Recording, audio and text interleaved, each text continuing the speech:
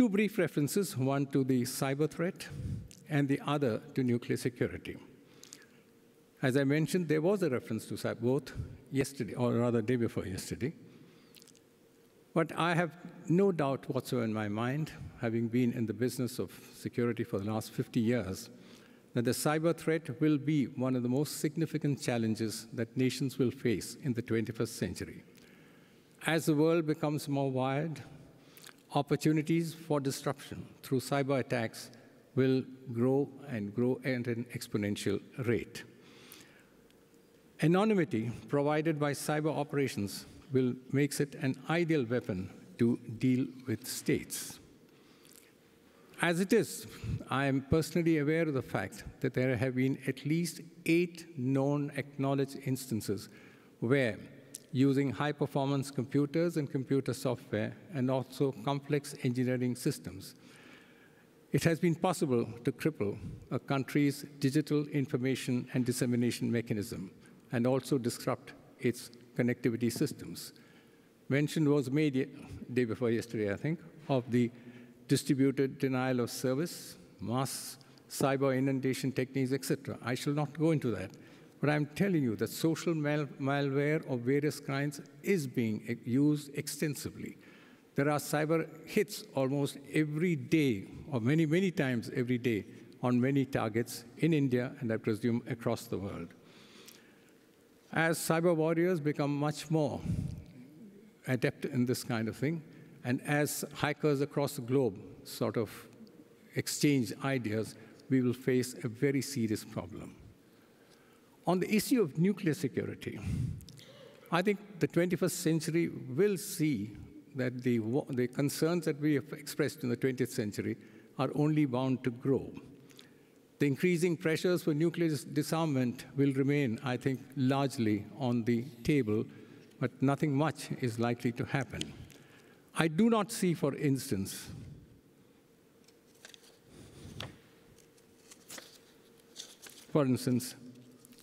opportunities for the delegitimization of nuclear weapons taking place, reduction in existing nuclear weapons stockpiles, de-alerting of nuclear weapons to prevent unintentional or accidental use of nuclear weapons, or securing all valuable material and improving the security and accountability of nuclear material. Even if an effort is made, I'm uncertain as to where it will finally lead. Hence, we will have to face the possibility of the clandestine proliferation of weapons of mass destruction. Existing regulatory frameworks that take care of security and related matters are highly inadequate. There is also no proper audit of effective locks. I say this with a sense of responsibility. I'm aware of what's taking place everywhere. Audit of effective locks, secure storage facilities, and other custodial issues. Without a further tightening of such measures, nuclear security will remain a chimera. Okay. If I could put a question to you. Yeah. Because you very nicely tied together this panel session with the one we had the day before yesterday on the question of cybercrime and on nuclear weapons. Your very moving description of what happened in Mumbai reminded me that I wanted to ask you to give us your impression, your feeling about this set of facts. We have these asymmetric warriors that you've described who come to Mumbai with the support of a group based in another country. The fact is that other country maintains a nuclear arsenal that prevents conventional retaliation by India. In the case of this nuclear sanctuary, in the case of cyber attacks coming from other countries that you can't really identify in many ways, what will a national government like India do if the international community continues to fail to regulate nuclear activity that backs up an asymmetric guerrilla threat and cybercrime? What does a nation do to ensure its security in that circumstance? I think you're giving me more credit than I deserve, but I shall accept the challenge. You know, this is our nightmare scenario. If, as I mentioned a few minutes ago, if any terrorist group is able to either create a crude nuclear device and come to, let us say, Mumbai, and instead of using the traditional firearms and the usual methodologies that are employed, if they said that we had a crude nuclear weapon, and we don't know whether it's true or otherwise. The fact of the matter is that between the two countries, India and Pakistan, we have our problems, we have our difficulties. But I think on nuclear issues, to some extent, if I might say so, there is a great deal of understanding.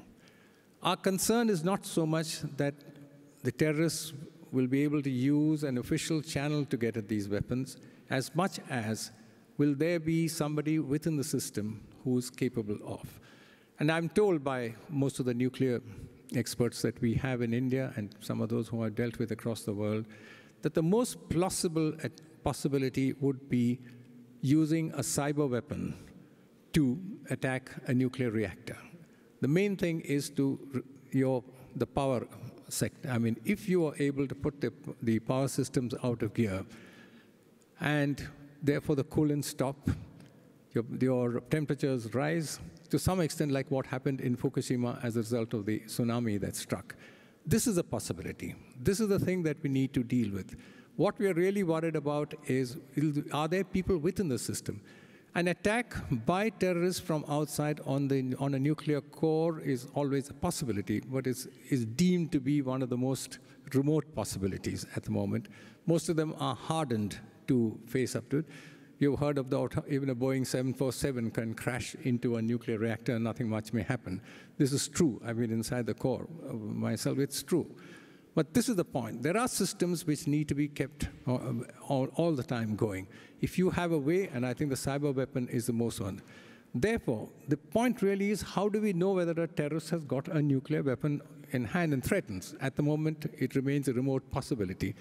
But once there is what I would call a boast or a major issue, we will need to be clear what we need to. India and Pakistan, as I said, irrespective of what may be the degree of confrontation that we have, I think we have certain protocols in this regard. But there's always the possibility of somebody within the system who is not part of them. So that, I think, would be the scenario. So having said that, I had a couple of threat scenarios which I don't think I need to repeat that. But as I said, the real threat, and for India, it's a very major issue. The Bhopal gas tragedy, which was not a terrorist attack, but was a man-made one in some ways. The same thing using a cyber weapon could be. If the radioactive gases are let loose into the atmosphere, there is.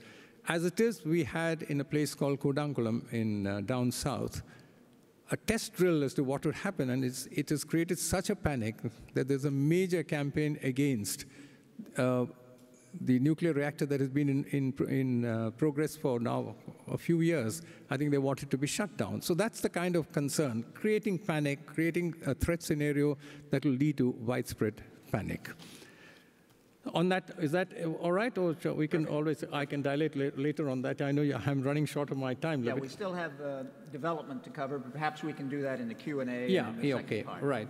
I'll just mention a few words about what I think, people do not pay sufficient attention to the security of the global commons, I think maritime security, the oceans are going to be the new conflict zones. And now with these extended economic zones and sovereignty issues, etc., alongside piracy, I think this is a matter which is not, even many of the Indian Ocean countries, I think this is true to some extent also the Pacific Ocean countries, this issue has not really been taken up. And I think it's just for the members of this audience, I think it's an important issue that we need to do. There was a reference to mass migration. I think this is the specter that's going to haunt many countries. Mass migrations. We in India are petrified at this. We had 1 million and plus refugees which came in from what was then East Bengal into India. And we have faced partitions and others previously. But experts tell us that this is going to be the greatest threat in the 21st century, whether it's due to pandemics, whether it's due to climate change, whether it's due to any number of other food and other issues. No nation, I think, is fully prepared to accept 1 million+ refugees, mass migrations across countries and across continents. Outer space, I think this is another matter, the militarization of outer space. There are pious words being talked about keeping outer space free. I think already there are at least 6 nations who have the capacity to militarize outer space. And by the middle of this century, experts believe that at least 10 to 12 would be in a position to so. So I will end here so as to keep to my commitment to Jim. What I really want to say is, and I think that's the most important thing, that emerging threats and challenges are likely to test the flexibility, the ingenuity, and the ability of governments worldwide. I think no nation can believe that it is outside this possibility. We are all aware that risk is always an unbidden guest in strategic affairs, particularly in strategic or security affairs. The element of risk is bound to increase as the century progresses. As was evident in the case of the Arab Spring or the Arab Revival or any other term, governments and authorities, including strategic analysts, display a great weakness when it comes to prediction and anticipation of events and analysis of risks. States, therefore, must need to build a capacity for such eventualities so as to deal with what is going to be a century with the maximum number of upheavals, something of the kind that we've never anticipated before. Thank you.